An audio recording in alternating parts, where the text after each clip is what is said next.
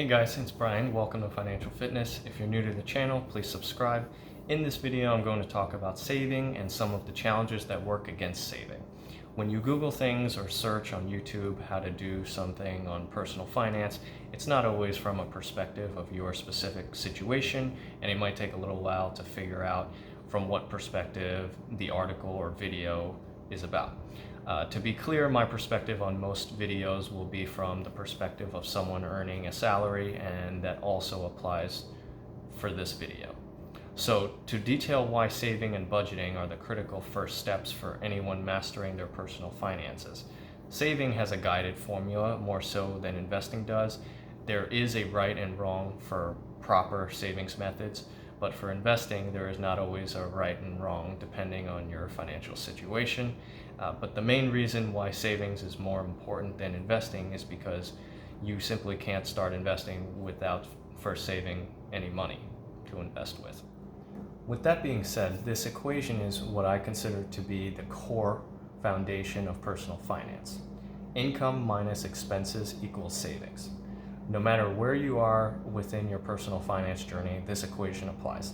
You could be anywhere from close to retirement or starting your first job, and your savings would still be dependent on how much is left after your expenses from your income. The income pillar.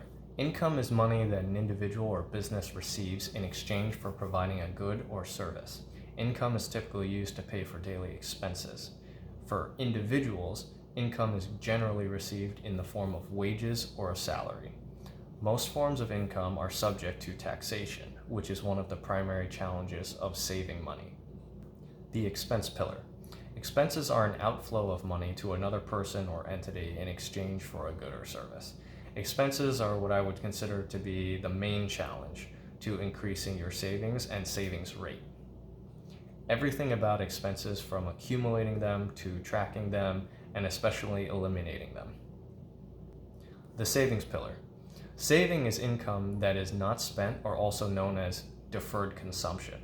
Savings usually start as cash and then can be used towards investing or bigger purchases like a home or down payment for a home. Another component of saving involves reducing expenses such as monthly fees, also known as recurring costs.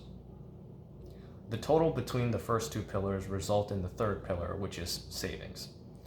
Mastering income and expenses on the left side of the equation gives you an understanding of savings and how much you currently save. If you don't save anything, there isn't anything left over for you to invest with, which also consequently means that all your income goes towards your expenses. Or worse, you can be cash flow negative where your expenses are higher than your income. This leads me to say, always live within your means.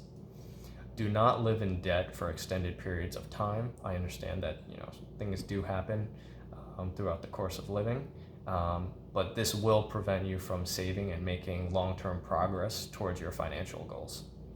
Once you can invest, you are able to leverage both your time and savings to work for you passively.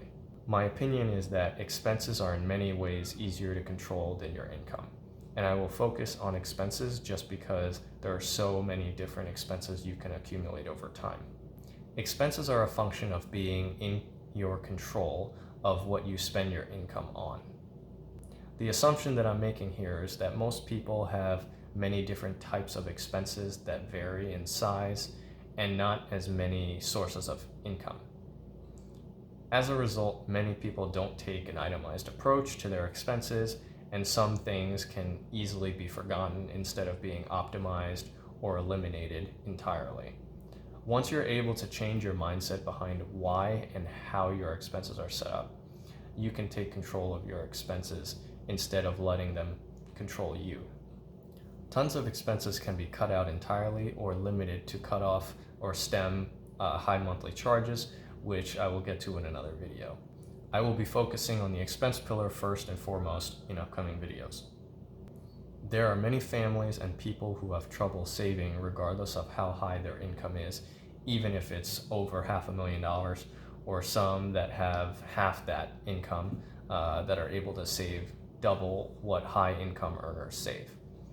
The challenge comes down to expenses and how much you save, not necessarily how high your income is. I'll speak more to this in a future video. I mentioned earlier that tracking would be one of the challenges, and that's mainly because there's not a great way to do that easily.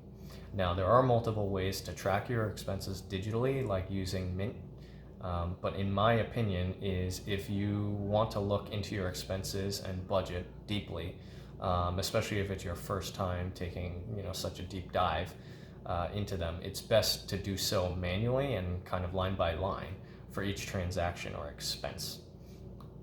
Alternatively, you could mix and match to use a digital system to maintain and keep up the tracking going forward.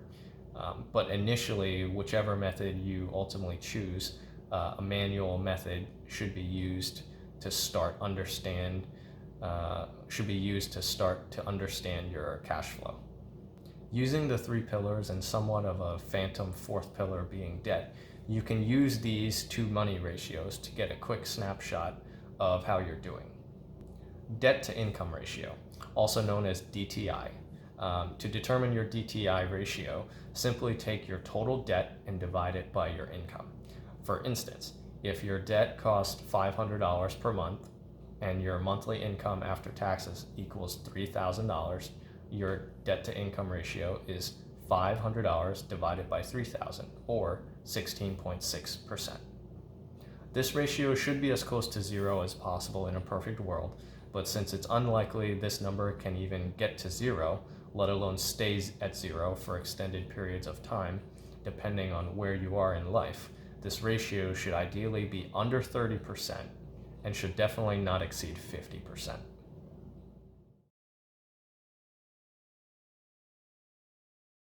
Mortgage payments, for example, would be included in the debt calculation for most people in their lifetimes unless you never plan to own a home.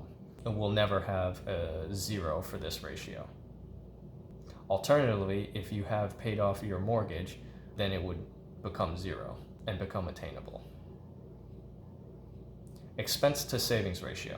When you search for information on this ratio, it's not as well known as debt to income, but is equally important and another quick way to see how you are spending in relation to your savings on a monthly or even annual basis. Using these ratios will help you understand relatively how you are doing, no matter how much or how little your income is. Here are 2 monthly examples to illustrate the ideal range. Expenses of $500 divided by $2,000 of savings is 0.25, or 25%. Another example is 4,000 divided by 1,000 equals 4. The ideal range should be greater than 0, but less than 4. If your ratio is below 1, then you are doing well in terms of your saving. This ratio can be 0 for either saving nothing or having no expenses. Since having no expenses is pretty much literally impossible, that's the reason it cannot be 0. And if your ratio is 0 because of having absolutely no expenses, I applaud you, and please leave a comment and share how you achieved this. I want to emphasize all 3 pillars, but to get to the saving side of the equation, you will need to start with a budget. In the next video, I'll explain how to create a budget to get on track towards increasing your savings and savings rate. Thanks so much for watching. I hope you liked this video and found it insightful. Click the like button if you did, and please subscribe if you haven't already. Click the notification bell so you can see when I post videos. Feel free to leave comments, questions, and any topics you might want to hear about in the future to get on track to being financially fit.